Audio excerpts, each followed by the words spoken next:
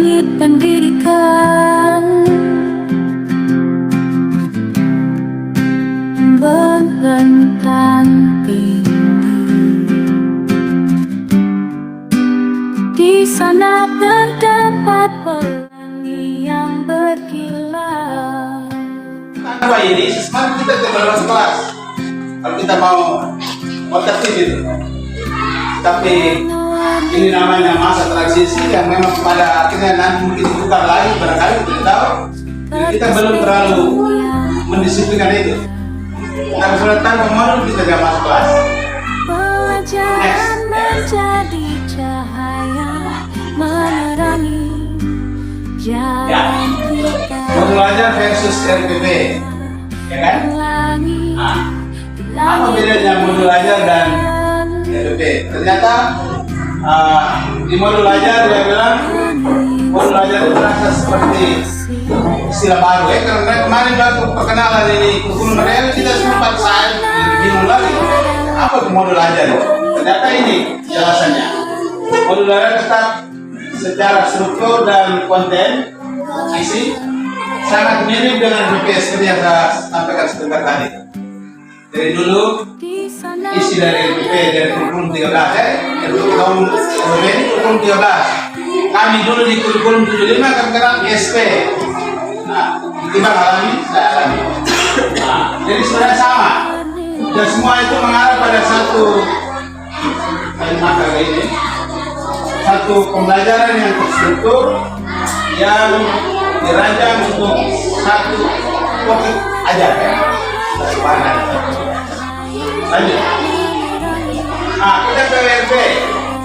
RP ini rencana pelaksanaan pembelajaran di kurikulum 13 ya.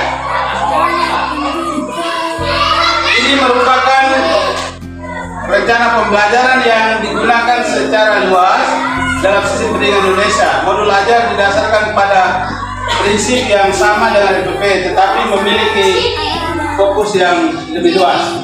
Jadi ini ada pengembangan dari RPP ke modul ajar, sedikit ada pengembangan. Dan sebentar pengembangan itu kita lihat pada struktur modul ajar seperti apa. Lanjut.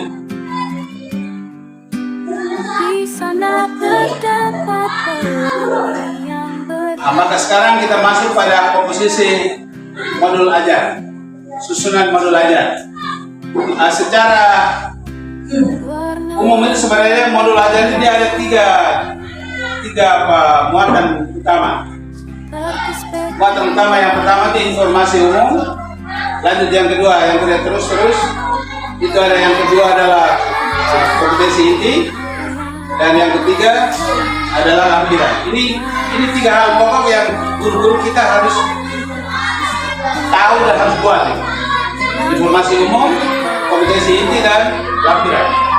Sederhana, tiga. Di dalam informasi umum itu dia mulai dari identitas modul. Itu kita mulai dari kekuatan umum modul sendiri, dan dari identitas modul, kompetensi awal, profil pembelajaran Pancasila, sarana prasarana, dan sebenarnya semua ini akan saya uraikan satu per satu. Lanjut.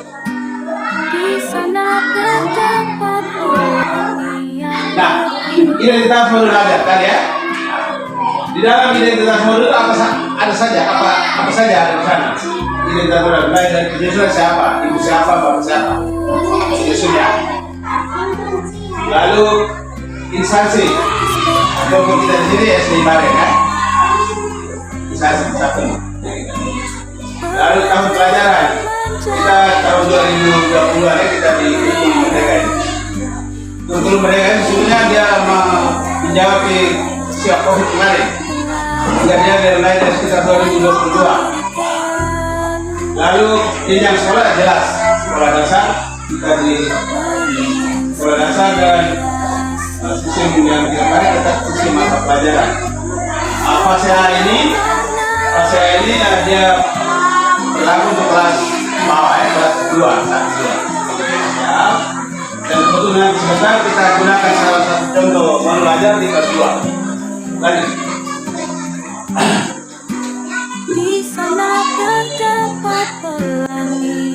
Kita ke kompetensi awal. Jadi bagian ini yang kedua. Di dalam kompetensi awal itu kita lihat di sini dikatakan murid dapat memberi beberapa contoh tugas yang dapat dilakukan di sekolah ketika ditanya oleh guru. Murid dapat mengetahui kosakata yang berkaitan dengan lingkungan sekolah. Jadi ini kompetensi awal yang anak belum diberi pelajaran, kita korek ya. Nanti dalam bentuk apa pemantik ya, dalam pembelajaran. Jika dari pemantik ini kita anak belum dapat pelajaran, kita sudah panting dia dulu. Kira-kira apa saja yang dia perlu lakukan ini sesuai dengan tema yang ada di kelas 2 ya. Dan terus. Lalu di situ ada sarana-prasarana pendukung. Sarana-prasarana dia mulai dari sumber belajar yaitu pusat kurikulum dan perbukuan Palembang. Ada juga buku pegangan baik buku murid maupun buku siswa. Sarana pendukung yang utama itu. Tetapi sebagai guru yang profesional, sarana pendukung ini kita harus kembangkan. Kita harus kembangkan dari kreativitas kita sendiri. Apalagi Bapak Ibu guru sudah lebih mahir di era digital ini. Banyak sekali itu ilustrasi buku yang ada di dalam aplikasi yang bisa dipakai untuk memancing daya tarik anak kepada pelajaran. Dan itu luar biasa. Di era ini Bapak Ibu guru lebih bagus daripada kami dulu yang harus gunting ini, tempel ini yang susah payah. Bapak Ibu guru sekarang jauh lebih luar biasa. Lanjut terus.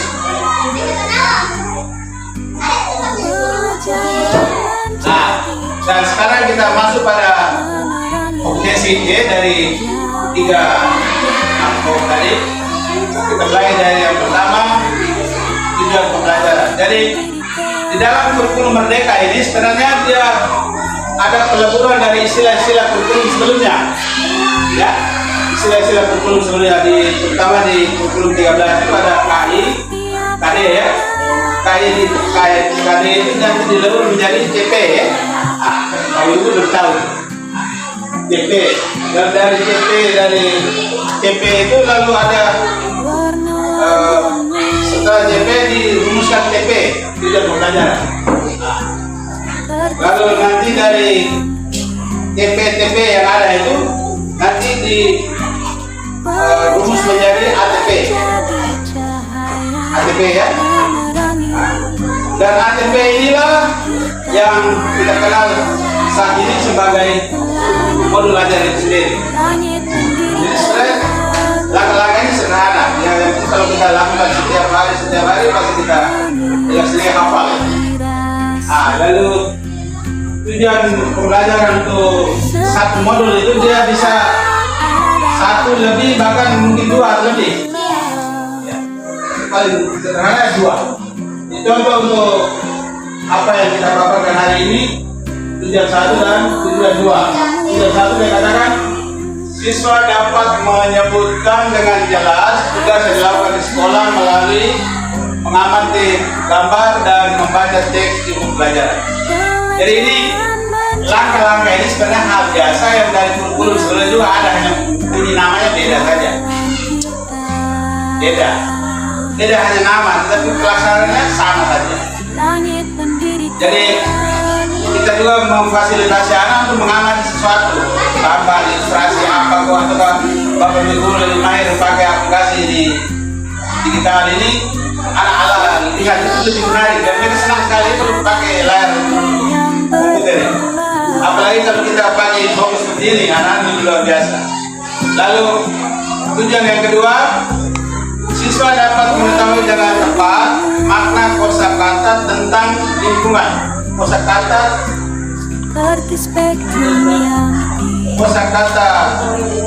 tentang lingkungan geografi, kehidupan sosial, kehidupan ekonomi di sekolah melalui diskusi kelompok. Jadi dalam mengamati dan membaca barangkali anak harus menangkap kosakata baru. Jadi pasti anak-anak di level kelas 2 ini kita kelas 2 ya. Dia apakah dia seperti itu kan dari kita ya, dibilang terus dari kita. Jadi paling kurang kita perkenalkan dia di dalam pelajaran ini, di dalam modul ini yang kita sedang jalankan ini ada kosakata baru yang mungkin selama dia belum tahu. Kita perlu perkenalkan dia. Kita pelatih dia, kasih tahu dia ini artinya ini, katanya ini dan nanti pada akhirnya kita kenal sama di sini namanya glosarium ya.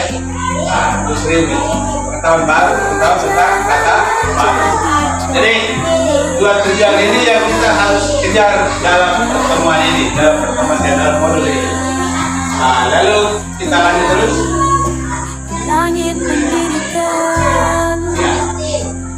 Kita masuk pada poin ini yang menjadi fokus dari penjelasan ini, yaitu kegiatan pembelajaran.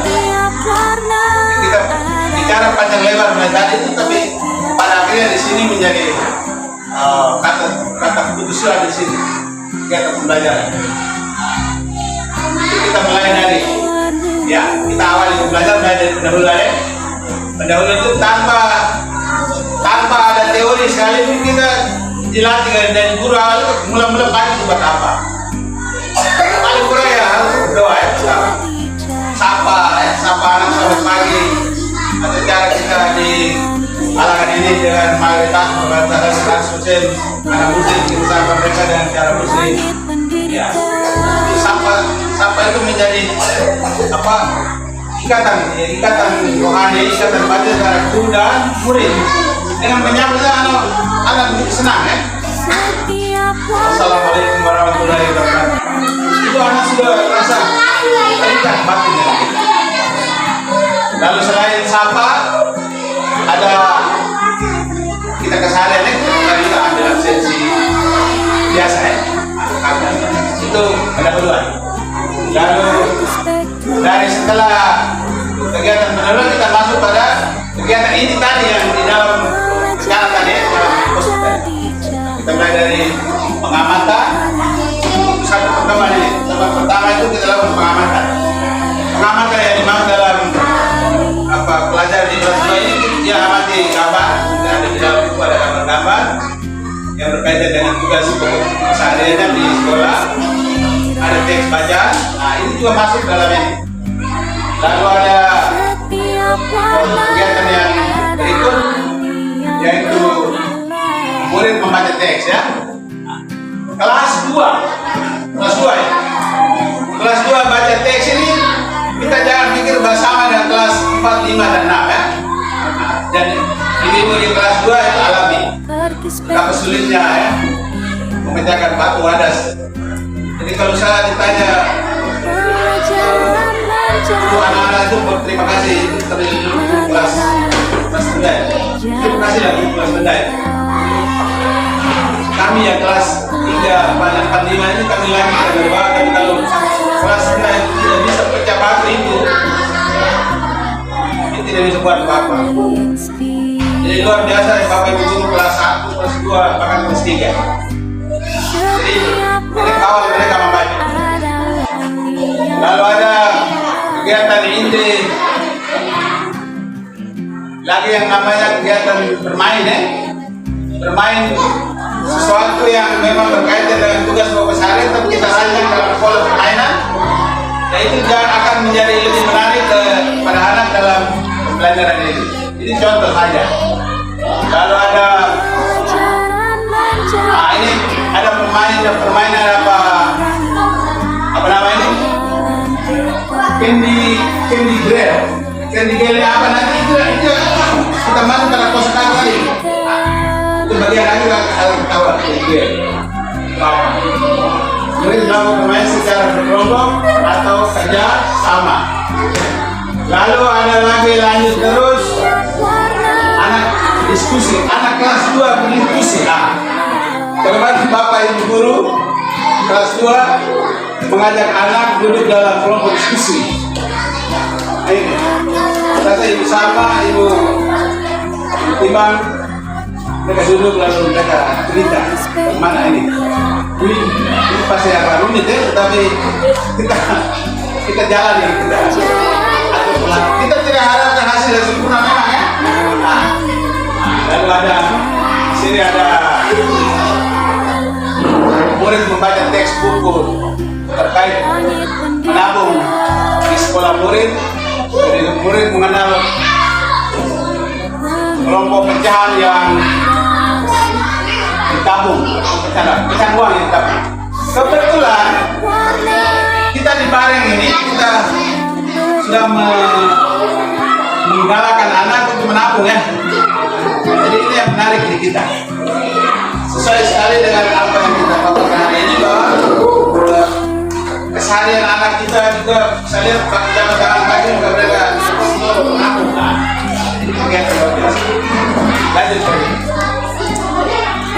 Jadi dari keseluruhan kegiatan hari ini ada 1, 2, 3, 4, 5, 4 itu sampai ke bagian yang terakhir adalah penutup.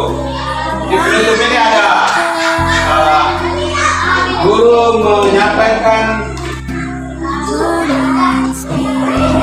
rangkuman materi.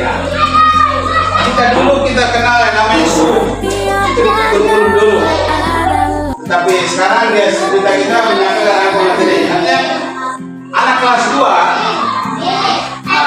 kita menyampaikan kegiatan kita di sekolah itu setiap hari itu apa-apa saja yang sederhana. Kita baru ngomong di sekolah, mungkin di lain modul kita akan ngomong kegiatan di luar sekolah. Tapi hari ini kita hanya ngomong kegiatan rumah. Lalu pelajari misalnya. Lalu ada assessment. Jadi kalau terakhir ini istilah-istilah baru bermunculan ya. Assessment. Kita berkenal tahun 2021, 2020. Karena dulu kita mengenal ulangan aja. Assessment. Aneh, luar biasa. Kita ikuti.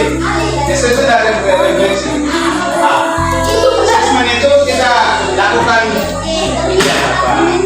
tes akhir pelajaran. Yang dulu kami di tambang dulu ya. Kita ada istilah apa? Pretest dan proses. Sekarang assessment. Setelah assessment kita lihat hasilnya bagaimana. Seperti yang kalau kita ngomong kelas, yang sedang kita jalankan hari ini adalah kita mau sekolah. Bapak Ibu sudah jalan ini dia, lalu masih ada beberapa kelas yang sedang melakukan sendiri ya. Kemudian kita lanjut dari assessment. Jadi setelah melihat hasilnya seperti apa, lalu kita membuat pengayaan bagi anak yang mampu, anak yang tidak, dan ini bagi anak yang masih belum mampu. Jadi kerjanya sama, hanya beda-beda istilah saja. Lalu ada refleksi. Refleksi ini kalau setelah selesai materi pelajaran, guru mengajak murid untuk merumuskan kesimpulan bersama. Ini juga kita semua pernah mengalami bahwa mengajak anak kecil kelas 2 untuk menulis satu kesimpulan pasti kita mengalami kesulitan. Tapi kita pasti dengan cara kita pancing mereka bagaimana untuk mengambil kesimpulan secara sederhana. Jangan mengharap murid sama dengan kita guru, itu kita pusing sendiri. Tetapi ajak mereka untuk latih sesuai level di anak kelas 2 nih. Kira-kira kesimpulan apa yang dibuat oleh anak kecil ini tergantung dari pilihan kita untuk memancing mereka bagaimana membuat kesimpulan tentang bahan ajar dan modul ajar yang kita lakukan pada hari ini. Saya Pak Devi.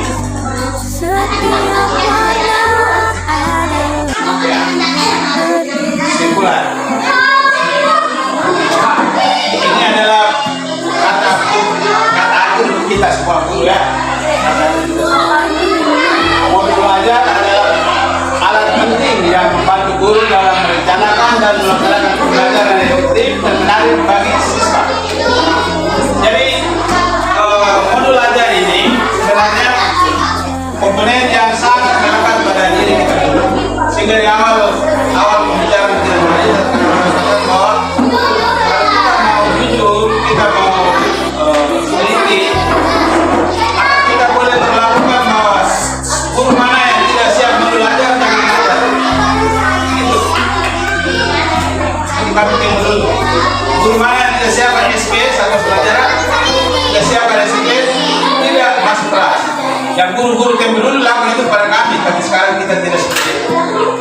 apabila barang penting yang memang harus dikuasai, harus dimiliki oleh kita setiap guru agar kelas itu bisa berjalan dengan terarah. Ada pandu, ada rambu-rambunya. Jadi modul ada ini menjadi rambu-rambu. Dia laksana kompas apabila kita berada di samudra atau kita merambah hutan yang luas. Tanpa ini kita tidak bisa buat lebih. Selesai ya. Jadi Bapak Ibu terima kasih. Menginspirasi setiap